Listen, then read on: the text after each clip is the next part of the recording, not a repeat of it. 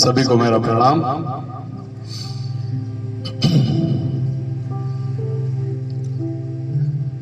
कि बैर कैसे थे पूछना है तो शबरी से पूछिए, प्रभु श्री राम से पूछेंगे तो वो तो मीठे ही गाएंगे।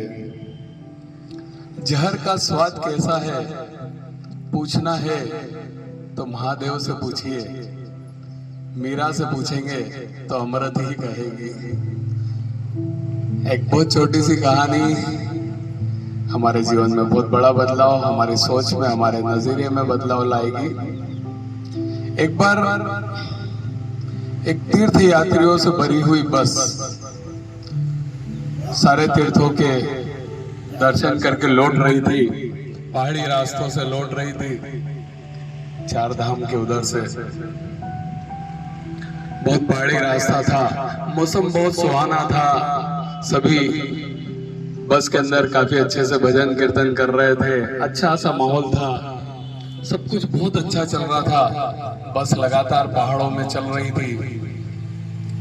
इतने में एकदम से आंधी तूफान आने लग गए, एकदम से पूरा नजारा बदल गया। जबरदस्त आंधी तूफान चालू हो गए, बिजलियां गिरने लग गई। बस वाला जैसे तैसे धीरे धीरे गाड़ी आगे चलाता रहा, बचते बचाते। पर इतनी तेज आंधी तूफान बढ़ गए, सब लोगों के दिमाग में ये विचार आने लगे कि हम तो इतनी अच्छी सब भगवान के दर्शन करके आए, इतनी अच्छी भक्ति करके आए, लगता है भगवान ने हमें माफ नहीं किया, हमारे पापों का मतलब हमें हमारे पाप धुले नहीं है, हमें माफ नहीं किया। सबके मन में, क्योंकि इतनी आंधी तूफान था कि सबको लग रहा था कि अब अपना बचना बहुत मुश्किल है, बहुत मुश्किल है कि अब हम सब बच पाए। ठीक है, जैसे तैसे गाड़ी को ड्राइवर कहीं साइड में रोकता है, आंधी तूफान बहुत तगड़े चल रहे हैं, बिजलियां गिर रही हैं। ड्राइवर अपनी स्टीयरिंग सीट से उठ के आता है, पीछे आके बोलता है कि देखिए सब मेरी बात सुनिए, मौसम बहुत खराब है, बिजलियां गिर रही है, कोई ना कोई एक व्यक्ति हमारी बस में ऐसा है जिसको भगवान ने माफ नहीं किया है, या जिसके पाप धुले नहीं है, दर्शन करने के बाद भी भगवान ने उसे माफ नहीं किया है, और उस एक की वजह से हम सबकी जान भी जाएगी।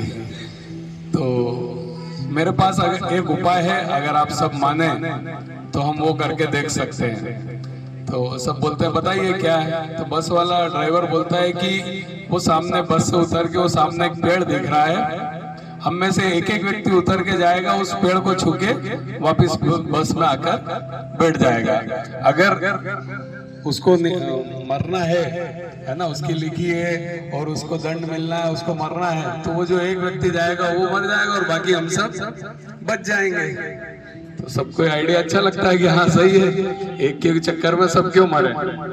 ठीक है साहब, शुरू करते हैं। जैसे तैसे आदमी डरता सहमता, एक एक आदमी उतरता है, भगवान का नाम लेते जाता है, पेड़ को छू के वापिस आता है, भगवान बचा ले करके, और वापिस आके ऐसे करके करीब करीब सब लोग हो जाते हैं। एक आखिरी व्यक्ति बचता है। अब आखिरी व्यक्ति को तो ये लगने लगता है कि मैं ही अपराधी हूँ, मुझे ही दंड मिलने वाला है। सब लोग उसको बड़े गौर से देखने लगते हैं। आखिरी व्यक्ति हिम्मत करके किसी तरह बस से उतरता है, भगवान का नाम लेता है और पेड़ तक पहुंचता है, पेड़ को छूता है। इतने में जोरदार बिजली गिरती है, लेकिन वो बिजली कहाँ गिरती है? पेड़ नहीं गिरती है, उस बस पर गिरती है, और वो 49 लोग ही खत्म हो जाते हैं, बस ये एक आदमी ही बचता है। ठीक है, तो कई बार इस कहानी से हमें यही शिक्षा मिलती है कि कई बार हम जो सोचते हैं, है ना, कि दूसरे के बारे में हम गलत जजमेंट रखते हैं, दूसरों के बारे में गलत सोचते हैं, तो कई बार इस तरह की परिस्थितियां भी निर्मित हो जाती है। जरूरी नहीं है, कई बार ऐसा भी होता है कि हम जिसकी संगति में रहते हैं, जिसके साथ रहते हैं, उसके पुण्य कर्म का लाभ भी हमें मिल जाता है। होता है ना कई बार कि अपन किसी अच्छे व्यक्ति के साथ रह रहे हैं, तो कई बार अपनी भी अनहोनियां टल जाती हैं, क्योंकि अपन किसी अच्छे पुण्यित व्यक्ति के साथ रह रहे हैं। तो अच्छी संगति में रहें, अच्छे व्यक्तियों के साथ रहें, तो आपका भी भाग्य बदल जाता है, क्योंकि जब हम उनके साथ रहेंगे तो धीरे